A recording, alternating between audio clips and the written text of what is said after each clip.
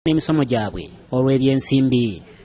Kaakano minisita omubeezi avunaanyizibwa ku baana n'abavubuka Oweekitiibwa Florence Nakiwala Kiyingi agamba nti enteekateeka zonna ziwedde okwongera okuwandiisa abaana abawala mu magombolola gonna agakola ekibuga Kampala. Mu nkula y'omubiri oli muwala era nga oli wakati we oli mu myaka egitandika okukola ng'omazizza okusoma kuba gavumenti yateekawo okusoma okw'obwereere ate era oteeka okuba ng'olina ebikwogerako nga tugaze endagamuntu n'ebiwandiikiro naye nga tewali musoso gwonna gusabibwa era pulogulaamu eno ya bwereere.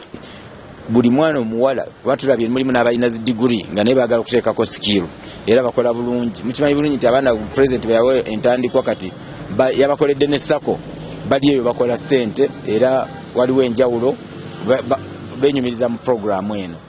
Nakiwala agamba nti abawala bagenda kusomesebwa okumala emyezi 6 nga n'okusinga bagenda kukola ku misomo egy'ebyemikono egigenda okubayamba okwejja mu bwavu.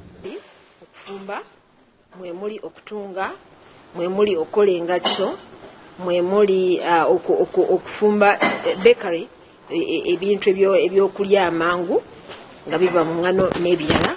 Tailoring, fashion and design nga abaana basomera emyezi 6 okulaba nti bagraduating ne bafuna certificate ate president n'aba nti abawa n'ebyuma ng'entandikwa ne capital. Oluvannyuma lw'emyezi 6 abawala bagenda kuba nga baweebwa ensimbi enkalu n'ebyuma ebikozesebwa mu nteekateeka y'okwekulaakulanya. Bawa sikiru emirimu egy'omu mutwe era bwe bamaliriza buli mulimu gwe gw'okuguseemu tukuwa entandikwa ne tukuwa ne mashini ekola omulimu ogwo osobola okugenda okukola ate n'okusomesa abalala. Enteekateeka eno ejjidde mu kiseera ng'abavubuka bangi basomye naye nga bamaliriza nga tebalina mirimu era ng'okukkakkana basibidde ku nguudo.